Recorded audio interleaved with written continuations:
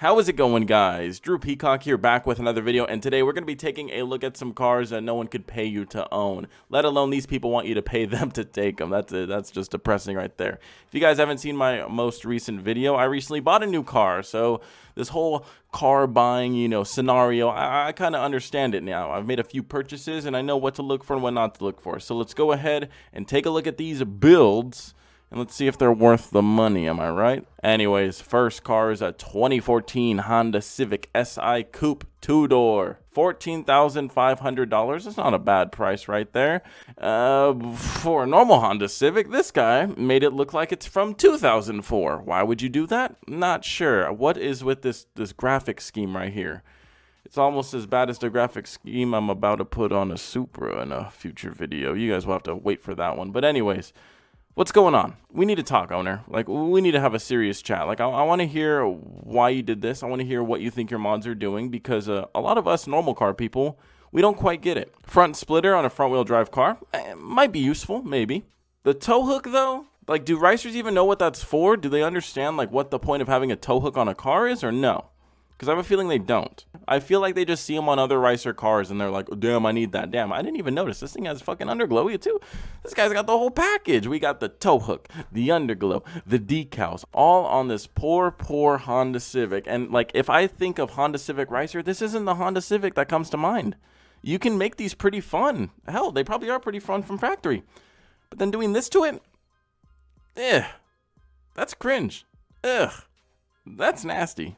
I don't know if it's sponsored by McDonald's, but I mean, the LEDs on it make me assume so. We got the yellow and the red color combo going on. Honestly, I feel like if McDonald's was to sponsor a car, it would be some sort of Honda Civic like this. I feel like they wouldn't be into the racing scene. I feel like that's not their demographic. They would want the people that are, out running errands, getting groceries, need a grub, need to get a bite to eat while they're out shopping. This makes sense.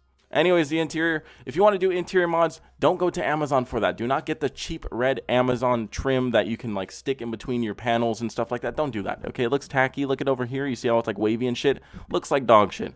Anyways, though, this exterior for $14,500 looks like it should have been left in the early 2000s. Yeah, normally we see Honda Civics and we say, well, when this car was brand new, it would have looked pretty cool to do mods like this. But this car never looked cool. Never with these mods. Never stood a chance. You know when you're shopping for a car and you're afraid of getting a lemon? This car got a lemon owner. You got the wrong owner there, son. I'm sorry. Off to the scrapyard with you. Get out of here. Next car, 2006, Jesus Christ, 2006 Ford Mustang Coupe 2-door, $16,000. This thing must have like a Caney Bell supercharger, a T56 Magnum, at least that. Let's take a look. It's got a fake hood scoop and a big wing. Although he do let you know on the hood, it is a Ford Mustang, so that is cool right there. I didn't know what car I was looking at. It's a pretty bad sign when you got the bug protector on the front bumper. Like that lets me know that the owner is easily going on 50, maybe even 60. That's a pretty scary sign right there. The hood pins too, on a factory hood, also a scary sign. The interior though, okay, we see some things that kind of throw me off here. We got the aluminum racing seat with harnesses. That's pretty cool there. We got the toilet seat fucking, what is that? Is that a steering wheel? Is that what's supposed to be a steering wheel? That is the tiniest thing ever. I could sit in that and take a shit and it would probably stay. But then he goes back to the cheap side with like some really tacky like pedal covers. Why? I don't know. And then on the rear end, again, we got a really fucking DIY wannabe Bob the Builder diffuser going on with some mesh license plate cover. I've never even seen that shit before. Back to the interior. What is going on? Again, it's throwing me off. We got buttons and switches, and then we got some like fucking badges and stickers. Like, who is modifying this car? It honestly looks like a father and son team was building a car. This thing's got more interior accessories than a damn cop car. It doesn't make any fucking sense. I do not know. I can't pinpoint the age of the guy. I'm guessing 50, 60. If I had to guess, this looks like something that an old geezer would modify because he thinks it looks cool. He grew up his whole life looking at NASCAR, didn't really understand it. He just saw loud cars going around in a circle, and he was like, fuck, that's sick. And then he picked up a Mustang because they're cheap as fuck, and it's a fucking 6-cylinder, so his insurance isn't going to go up. And then he did everything that a NASCAR would have without making it faster. That's literally the vibe I'm getting. Like, we got the interior of what looks like a pretty dedicated race car right here, besides the Chuck E. Cheese steering wheel. And the exterior of, like, a high schooler's car. Not even a high schooler. Like, if a middle schooler could drive, this is what he would drive. Like, you're still on stock wheels, but you got a fake hood scoop and a wing. Like, It throws me off with the interior. It's really confusing when you got that interior and then that exterior. Unless he's going for a Super 6 sleeper build, but I don't think he is, and I can't read any of this, so I don't know. Place your bets in the comments. How old is the owner?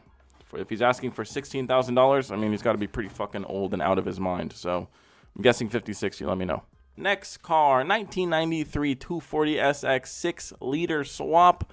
Holy moly. Looking at the exterior, you guys know I am a fucking simp for damn sleepers. I love them, okay? I love them. They're great cars.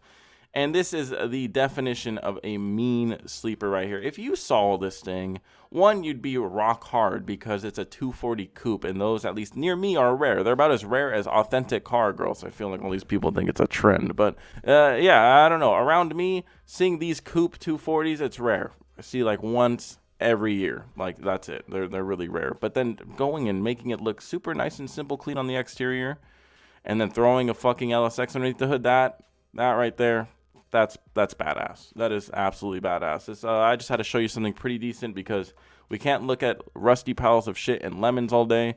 This one is a W in my book, and he's only looking to trade for a Camaro SS or a Mustang GT, 2014 or newer. So, I mean, I don't know. I mean, I feel like this thing is probably faster than both of those, but who knows? Anyways, pretty sick build. Moving on. They're not all winners, okay? I mean, we've learned that one. And going from that to this is going to sting. 2003 Infiniti G35 sedan, 4-door. And it looks like that. I don't know why anyone would take a Japanese car and try to military it out for U.S. Like, I don't know. It doesn't even make sense. Like, I get it. If you live somewhere where off-roading is the cool thing to do and you want to build an off-road car, sure. Just buy a truck. Or, like, do it to a Miata because that's been done before. But doing it to a G35, it just seems a little odd in my book. Maybe it was a project of some sort. Maybe it was really fun and really badass. I don't know, but it's just fucking weird. I think we can all agree that this is just a freak of nature and it should never be recreated. It's not necessarily bad. It's just really, really weird. You don't see this type of shit every day. Anyways, keeping it quick, moving on to the next one. 2006 Chevrolet Cobalt SS Coupe. 2-door. Thank you for letting me know what coupe means. He sets a bold statement. I don't know if we're ever going to be able to beat this first photo, okay? He lets you know right off the bat, guys, this is not your common Cobalt SS. This one is an exotic. We got the Lambo doors equipped. We have the gigantic racing wing on the back, and it looks like our front end is higher than our rear end. Why does it look like that? This guy's got like a Carolina lift going on. Don't know what the fuck's going on there. I don't even think the owner probably knows. I have a feeling he's just driving it like that. He probably has like a fucking 60-inch subwoofer in the trunk. And that's it. In every photo, it just looks like the front end is just like, look at that. It's just lifted up. Maybe it's to go over curbs faster. Maybe it's some sort of aerodynamics. I don't know. Maybe the owner's got a reason. All of his other photos are pretty fucking useless. Like, they don't show a whole lot. His interior shows that it probably smells like cigarettes and shit. I don't know which one would smell worse, the cigarettes or shit. But either way, it's going to smell like both of them combined. One nostril is going to be cigarettes. One nostril is going to be shit. The rest is going to be a migraine. The exterior, he's got a Batman logo on there. I don't think Batman was ever cruising around in such a mean-looking ride, so I don't know. Maybe this is for the new Batman movie, but honestly, a Bumblebee logo would have made more sense. This is straight up, as I think the email said, a poor man's Bumblebee. But this is probably below a poor man's Bumblebee. This is like the poor man's poor dog's dead dog Bumblebee. That's my best explanation for it. It's my baby. She's practically fully restored. Fully restored my ass. I'm looking at a fucking rust-rotted quarter panel. Fully restored? This thing is off to the fucking scrapyard. This ain't restored. I think, I don't know. People just put random bullshit in their damn titles or descriptions. It makes no damn sense. Anyways, for $5,500, you can get this fully restored, fucking perfect mint condition show car. Nothing wrong with it. Nothing at all. Don't just ignore this. There's nothing wrong with it. Scroll. Last car, 1993 Honda Civic. Let's compare this Honda Civic to the one that we saw earlier that was 20 years newer. Let's take a look at what the major differences is. The major differences is, at least this one when it came out, it had some style. At least the difference when this guy was modifying it, it fit in. The 2014 Honda Civic that we took a look at, that thing never fucking looked good. This one, I feel like, at the time, could be a winner. And I feel like, and I might make a video on this in the future, I feel like this type of car, this style of it, weirdly enough, I feel like it's going to come back. Because with the other trends that have been coming back, such as like neon underglow and some of the other dumb shit, I feel like stance boys are going to find these for cheap and stance them out and people are going to be all wet over them. I mean, you can essentially get a fucking pre-built show car for so cheap and then just stance it out and boom, you're done. You know, this guy's already done like most of the shit, most of the work for it. You got the body work, you got the wide body. Look at this thing. Yeah, it's got abysmal fitment right now, but Stan's boys love fixing that type of shit, you know? One man's trash is another man's treasure. To me, they'd both be trash because I have taste, but that's different. Anyways, this one is equipped with that VTEC and them fucking fancy pool noodles. They say for every pool noodle, it's plus 1 horsepower. So I'm looking at probably plus 15 right here. He also has a little breather right here. So maybe 14 on a hot day, maybe 20 on a cool day. You know, cold air is denser, am I right? Anyways, I wouldn't be surprised if these types of cars come back. I'll make a video on that, and I could see this type of shit pulling up to a car meet nowadays. Some people, I mean, they'd get wet over this. Me? Nah. I'd stay dry as the Sahara, but some people, they would. Anyways, guys, that's going to do it for this video. If you did enjoy this video, please let me know down in the comments which car was the worst one. Let me know. Also, if you want to send me any of these posts, send them to my Gmail, drewpeacock.clips@gmail.com. Subscribe to see more videos like this one, and until next video, peace.